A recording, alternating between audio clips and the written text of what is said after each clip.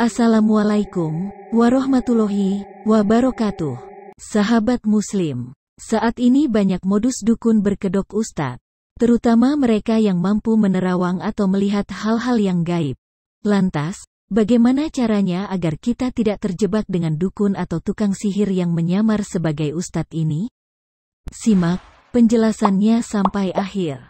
Bersama kita, berbagi ilmu. Hati-hati karena dukun jenis ini penampilannya mirip dengan ustadz, tapi sebenarnya dia adalah dukun. Setidaknya, ada beberapa ciri-ciri dukun yang menyamar sebagai ustadz.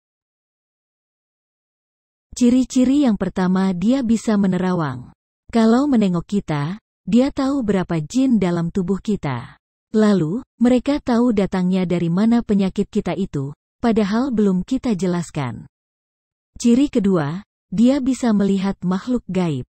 Dia bisa melihat jin di pojok rumah kita, dia bisa lihat jin di rumah kita, dan dia bisa melihat jin dalam tubuh kita. Manusia tidak memiliki kemampuan melihat jin dalam bentuk aslinya, karena Allah Azza wa Jalla berfirman, "Katakanlah, tidak ada sesuatu pun di langit dan di bumi yang mengetahui perkara yang gaib, kecuali Allah. Dan mereka tidak mengetahui kapan mereka akan dibangkitkan." Quran Surah An-Naml, ayat 65. Lalu, ciri yang ketiga adalah, orang ini biasanya mengaku bisa melihat masa lalu kita dan bisa melihat masa depan kita.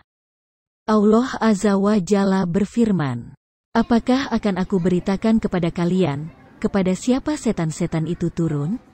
Mereka turun kepada tiap-tiap pendusta lagi banyak berbuat jahat, buruk, para dukun dan tukang sihir."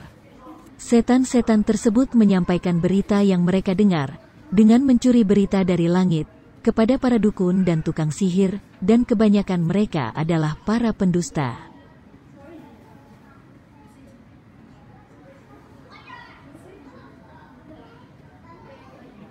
Dan ciri yang keempat ditambahkannya, kalau kita berobat kepada dia biasanya meminta sesuatu imbalan. Imbalannya bisa berupa ayam hitam, telur atau permintaan lainnya. Rasulullah Shallallahu Alaihi Wasallam bersabda, "Barang siapa mendatangi dukun lalu mempercayai apa yang diucapkannya, maka ia telah kafir terhadap apa yang diturunkan kepada Muhammad." Hadis riwayat Abu Daud dan Al-Hakim. Hadis lain juga mengatakan, barang siapa mendatangi peramal lalu menanyakan kepadanya tentang sesuatu, maka tidak diterima salatnya selama 40 hari. Hadis riwayat Muslim. Tentu saja, masih ada banyak syarat dan cara-cara lainnya yang kerap digunakan oleh mereka hingga tanpa sadar bahwa hal tersebut telah menjerumuskan pelakunya ke dalam kesyirikan. Masih mau percaya dukun?